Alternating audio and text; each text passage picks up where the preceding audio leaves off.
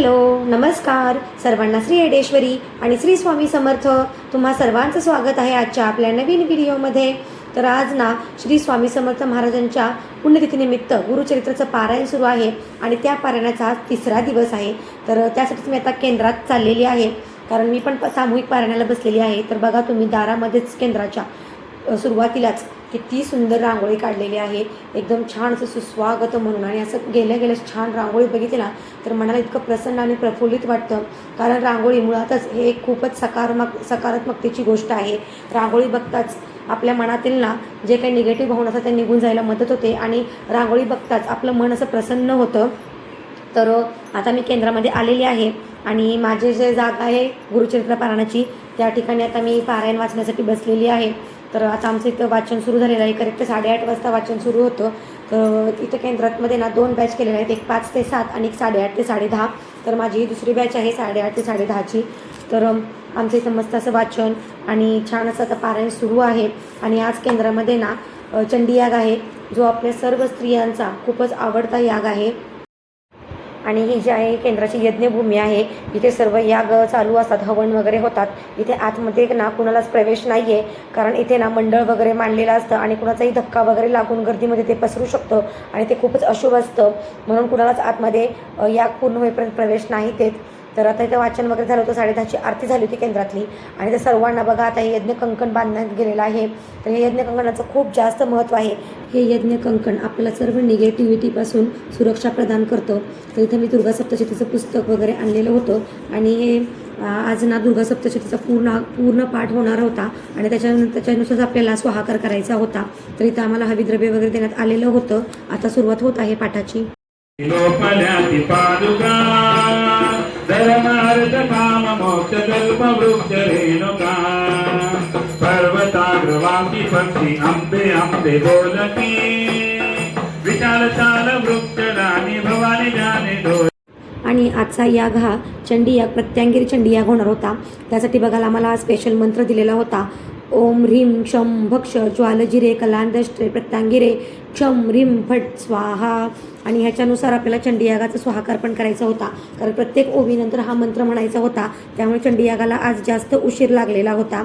तर याच्यानुसार स्वाहाकार आज सुरू होता.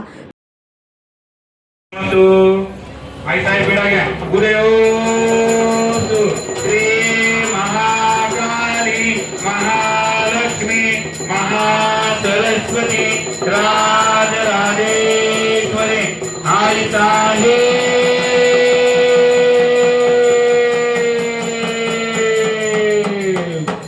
श्री अंबा माता की जय, श्री अंबा माता की जय, श्री अंबा माता की जय.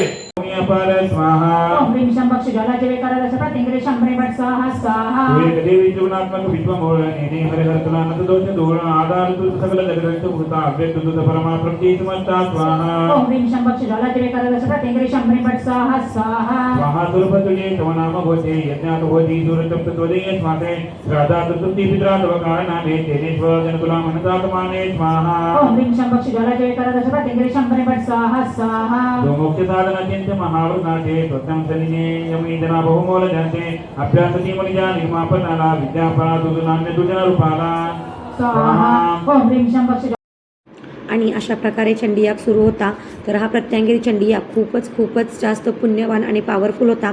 आपल्या देश संरक्षणासाठी हा याग करत होते.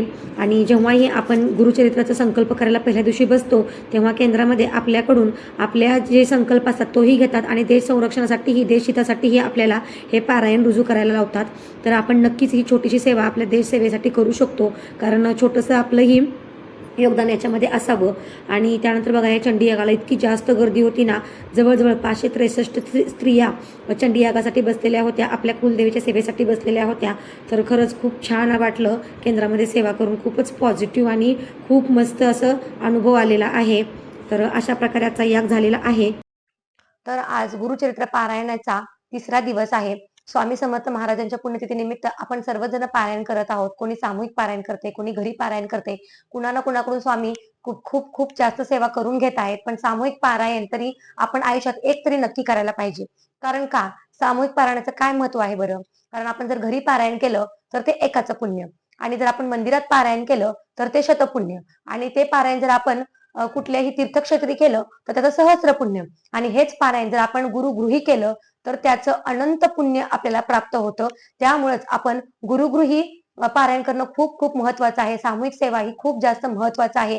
आणि आज आणखीन एक अशीच महत्वाची सेवा आज घडलेली आहे, तो म्हणजे चंडी याग. आणि हा चंडी याग असाच नसून प्रत्यांगिरी चंडी याग आज केंद्रामध्ये आमच्याकडून करून घेतलेला आहे. आणि या सेवेचा भाग होता आलं मला, यासाठीच खरंच मी देवी आईची खूप खूप ऋणी आहे आणि स्वामी समर्थ महाराजांची खूप आभारी आहे. कारण आपले स्वामीच आपल्याकडून ठरवतात की आपल्याकडून कुठली सेवा करून घ्यायची. आणि ही सेवा ही आपल्या देवी आईची, आपल्या कुलदेवीची सर्वात उच्च कोटीची सेवा आहे चंडी याग. आणि आपल्या सर्व स्त्रियांचा खूप आवडतीचा याग आहे. केंद्रामध्ये बघा तुम्ही किती गर्दी असते.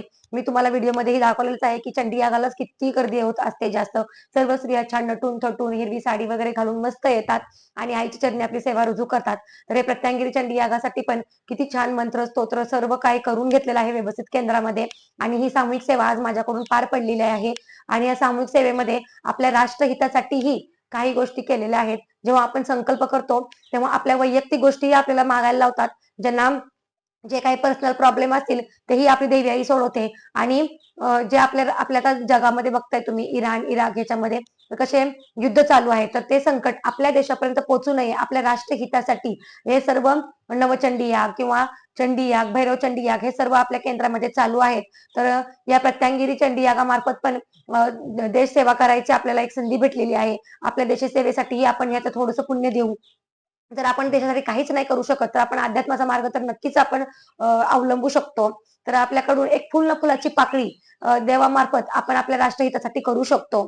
तर खरंच खूप छान सेवा झाली आजची. आणि आई भगवतीची, कुलदेवीची आपल्या ही खूप महत्वाची सेवा आहे.